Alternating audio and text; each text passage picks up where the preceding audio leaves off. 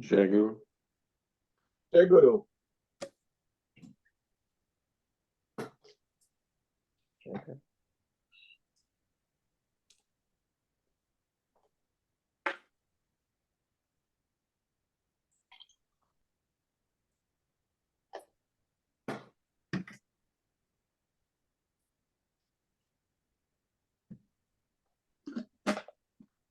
We actually got a couple of really nice questions in email.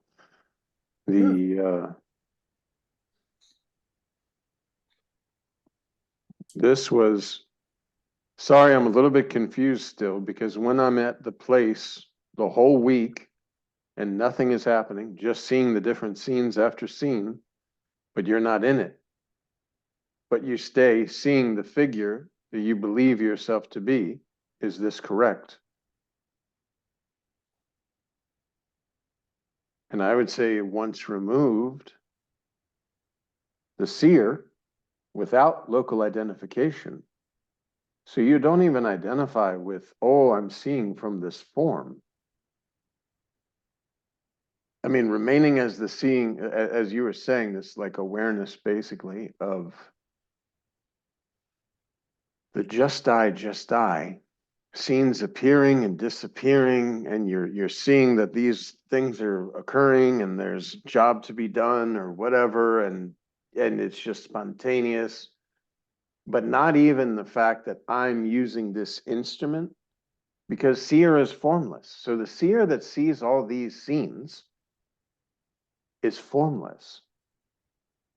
And so to know this, you would give up this concept of a seer with a local identification. Literally, again, if the space in the room was seen through the eyes without identifying with the body, seeing the objects in the space and just the seeing of this, there's no need to say, oh, there's a John who's seeing this. There's just seeing. No local identification for this scene. It's formless seeing. Happens to be using this body form as a telescope to see within the consciousness or the bubble of illusion, whatever you want to call it, but no seer. The seeing, and of course the seer, but the seer is without a local identification, is not involved in any of this. Again, best way to describe. Always, anything that we can talk about, we can go right to dream. Body's laying down. Sense of existence creates a dream world. Even though there's a dream character, you are not actually like behind the eyes of this little dream character. You're the seer, the formlessness, the consciousness, which is identifying for a time for a limited form in order to see activity. And then believing yourself to be a body, you participate in the activity. Then another part, which I thought was very nice because it reminded me so much of my little prayer that I had come to know. It says, this noon I made a very strong prayer to Formless Maharaj himself, so that I'm so thankful. I don't want anything for the me, but now I'm empty. Here is a body instrument available that he totally may use for his purpose. And this was this: see through these eyes the beauty of your creation, speak through these lips your peace, and remove the ego and replace me with you. That was a prayer in the very early days of when I started working the program that I talked about, that I was trying to get in contact with this power greater than myself. It was, okay, remove me and replace me with you. Remove this ego, replace me with you. See through these eyes the beauty of your creation. Speak through these lips your peace. Let me hear only the sound or whatever of the resonance of peace. And of course, yes, this is body-based. Just as, and I want to thank you, Andrew, because I use the book Practicing the Presence by Brother Lawrence that you mentioned years ago. Every time a person who's identified as a Christian asks about like the presence and the different things, because in different various meetings I will speak about the presence, and I do it in such a way that it is it's not pointed, or it's not like somebody would say, oh, this is not good or whatever. And your suggestion of Brother Lawrence, the practice of the presence of God, is very excellent, because it's all the reality. It's all the same. But there are many people so conditioned with long association with the body in saying, oh, I'm only Christian and I only want to hear this way. And if it doesn't align with this, I shut my mind. And so this practicing the presence, the person came to me tonight and said, I've been reading it over and over and over, almost like a daily meditations. And I could feel that God, I can feel God, which is a very beautiful, as we know, as Maharaj says, a very beautiful progressive step, because no matter what you believe this presence is, or no matter how you're feeling about it, presence is just presence. It's the conditioning from the limited individual of identifying with a body and believing yourself to have beliefs and all these concepts and all this that creates all of this trouble. But just coming into contact with the presence, that power, now you, the you that you are, will unwind. The more you desire, and the most beautiful thing is, while you're still identified with a body and you're seeking the presence, or you're seeking a power greater than yourself, the reward is that bliss. You know, hearing him describe, he was like John, it was real. Like, I tangibly could feel God. And it was just a source of absolute bliss. Very great. Presence with presence, consciousness with consciousness. The fire is burning, illusory layers. We just have to remove the illusory layers, and there you are. The coming into contact, no matter whether you're Advaita or Christian or Jewish or whatever conditioning you have come up with through your body-based existence that you're believing to be true in the moment before you know yourself in a real sense, this presence, as Nisargadatta Maharaj says, you remain with the I am, and the I am answers all the questions. It dissolves everything.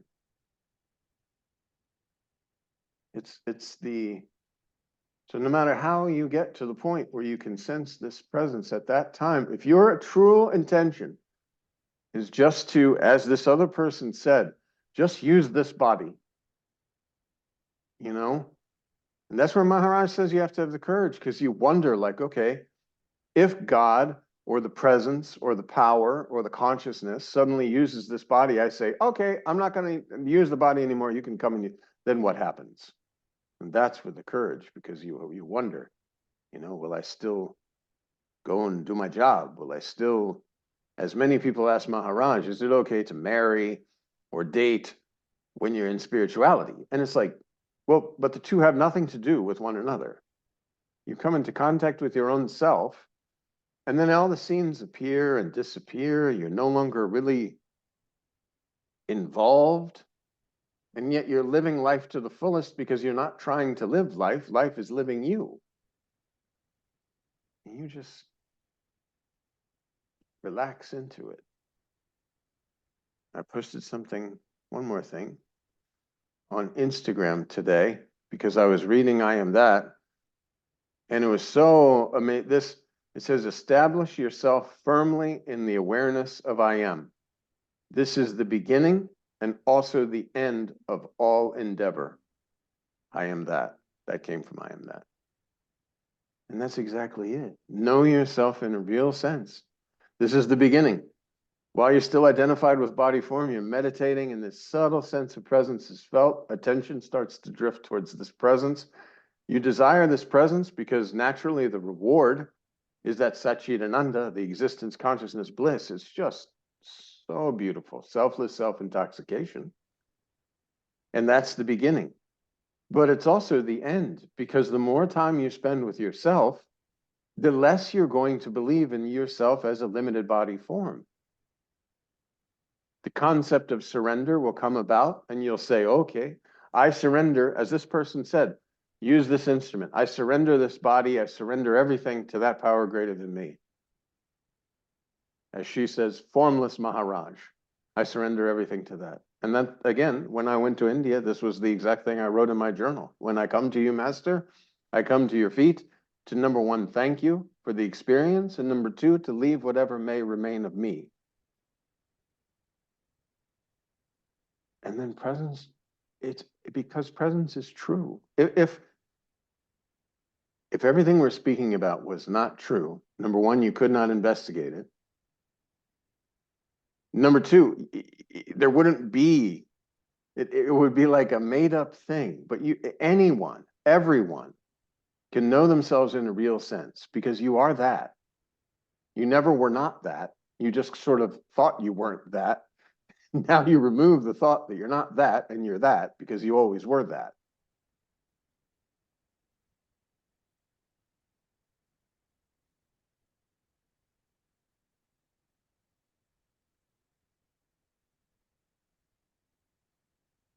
Listen to the experience of someone else who has gone through this, who knows themselves in a real sense, and then you verify that in your own direct recognition and direct experience.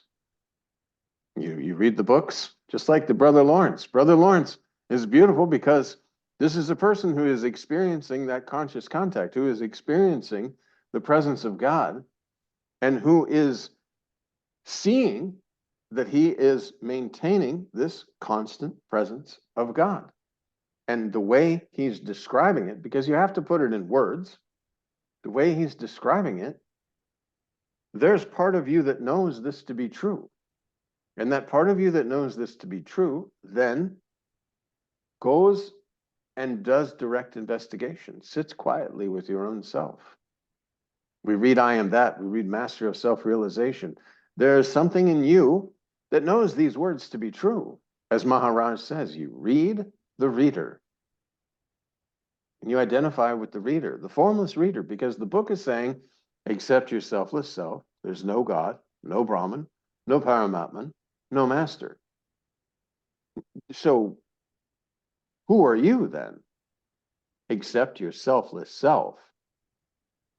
No God, no Brahman, no Paramatman, no master, no disciple.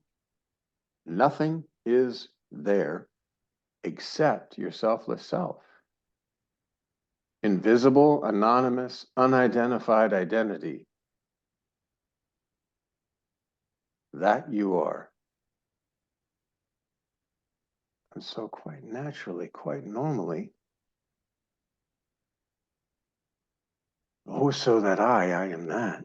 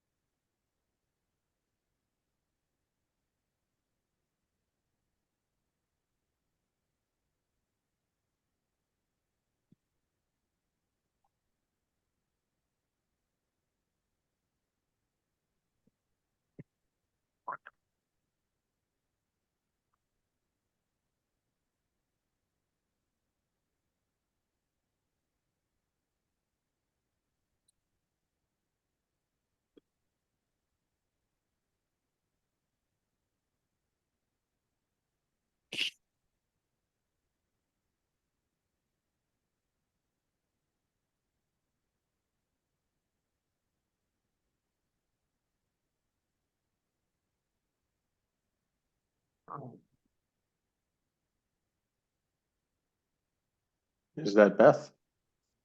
Yes, hi. Hello, hello. Hello.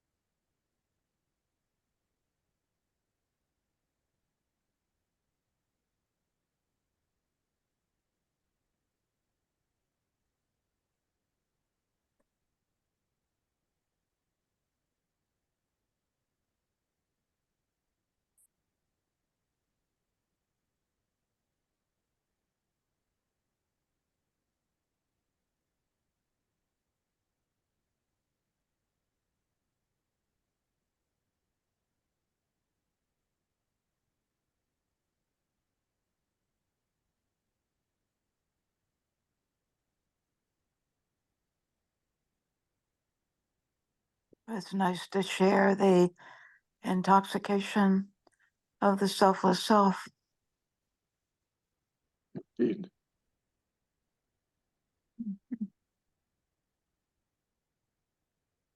No questions.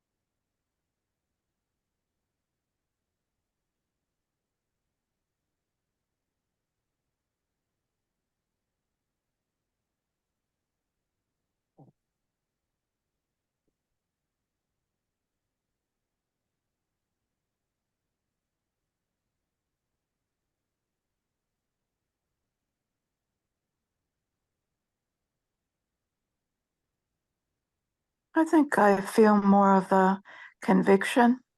Could you say more maybe about conviction?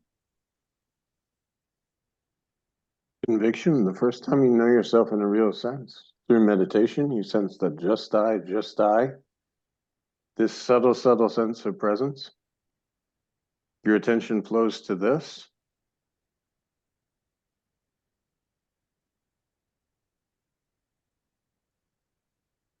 And you're sort of training this attention. Instead of going out all over the place, you just remain with yourself.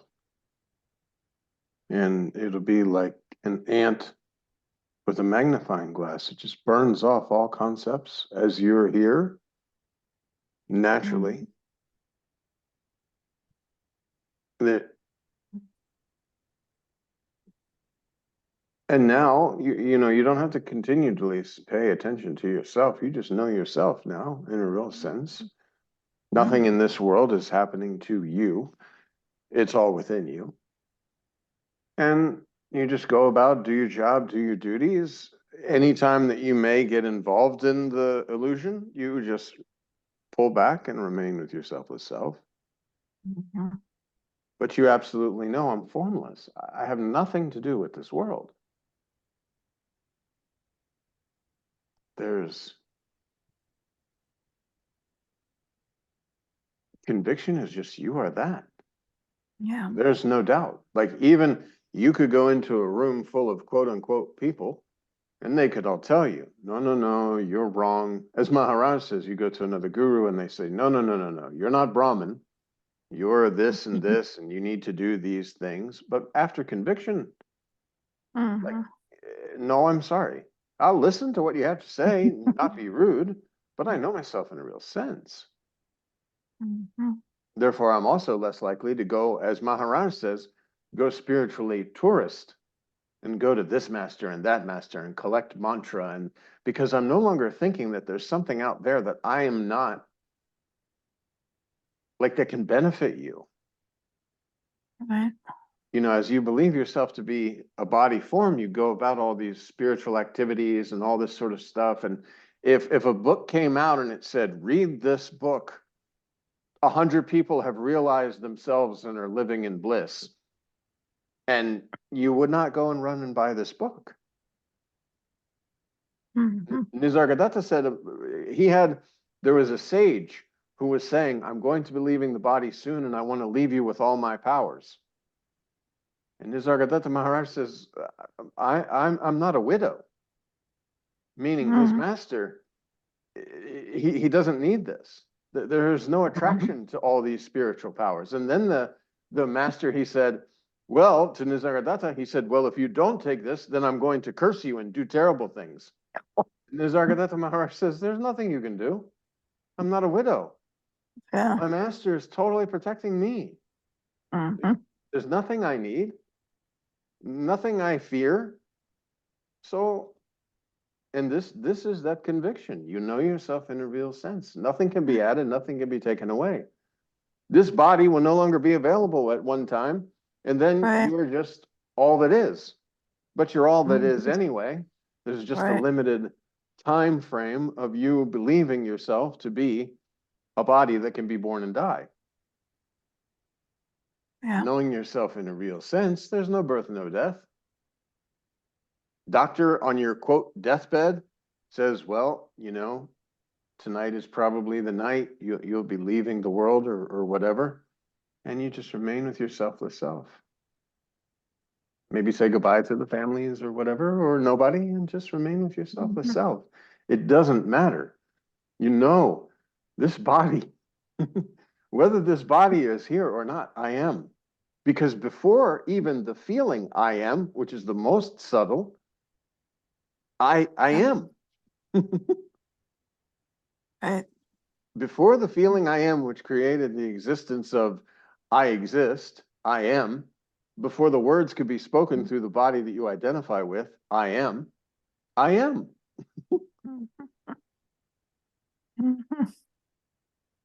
And the conviction is just this, you know. Even you go to the doctor and the doctor says, you know what? You know, you don't have a long time on the earth anymore. Okay, thank you, doctor.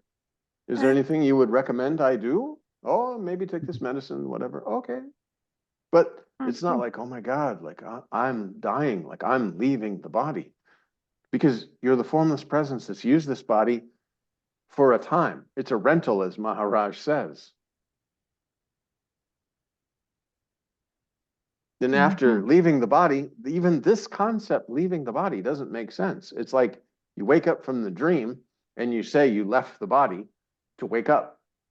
Like the dream consciousness had to leave the body and become the waking consciousness so that, quote, you could wake up. But again, this cannot be.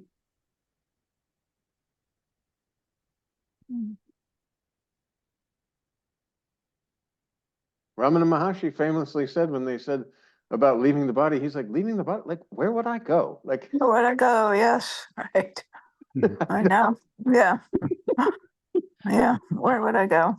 Yeah.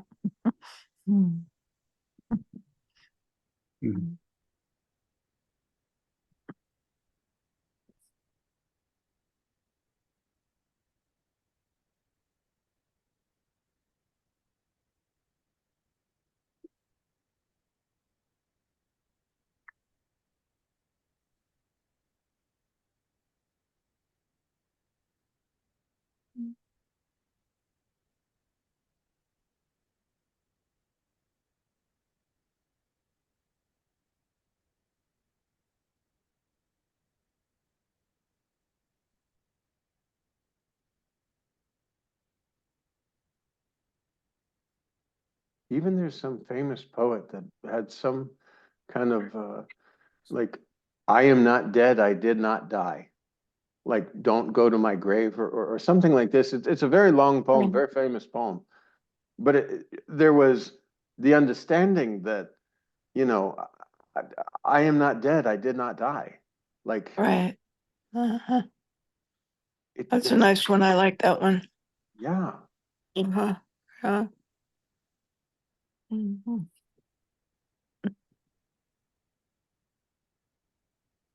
And you remain with your selfless self. Again, this black hole, it just sucks in all, there's nowhere for a concept to stick. Mhm. And you could even think, okay, nowhere for a concept to stick, this body's no longer available. And yet, I am not body, I was not body, I'm not going to remain the body. Right.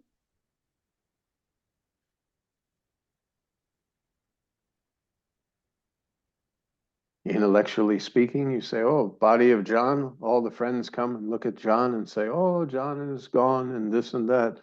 But you are the presence that's within all the friends, viewing the body that you used to believe was yourself for a time.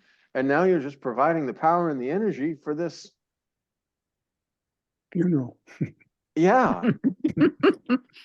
You know, somebody comes and says nice words about you, but in reality, it's the presence still within the bubble of illusion, identified with the body, or even not identified. They might know themselves in a real sense. Who knows? You're because there's no individuality right now. Right. And when you know yourself in a real sense, the concept of individuality doesn't make sense. Mm-hmm.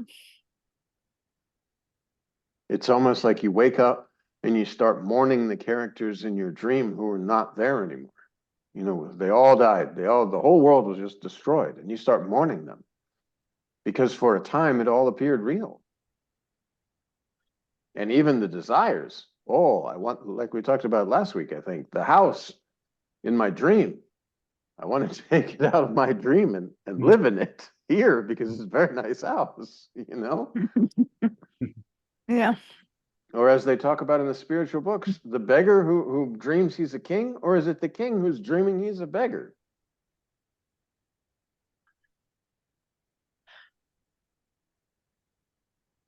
And neither is true.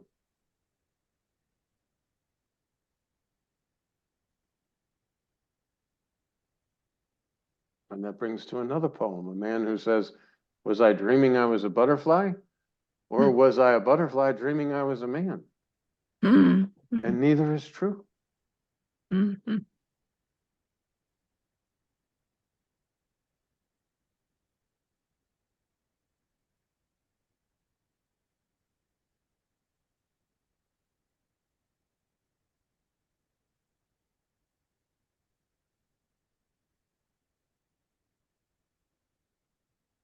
And then there's no illusion can't touch you because you're formless. There's nothing to touch. Bhagavad Gita talks about it of can't be burned, can't be cut, can't be all these various things it talks about because it cannot. You are that. And you know this. Mm-hmm. And even the spontaneous devotion to the master, 100,000 times a day, I'm like, thank you, Maharaj, even for a nice lunch. Oh, thank you, Maharaj. That was a very nice lunch. Or, oh, look, it stopped raining. Oh, thank you, master. It stopped raining. But there's not oh, I forget myself or anything like this.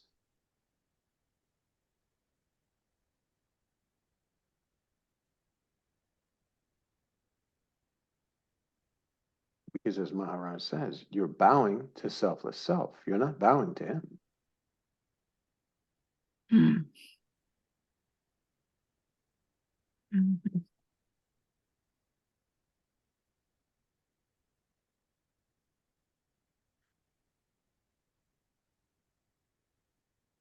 Devotion after liberation. So you don't believe, oh, I'm a very great master. Or all of these poor other people who don't know themselves in a real sense and they're still suffering in this dream. Like, what? You know yourself in a real sense, you bow. Okay. Thank you, master.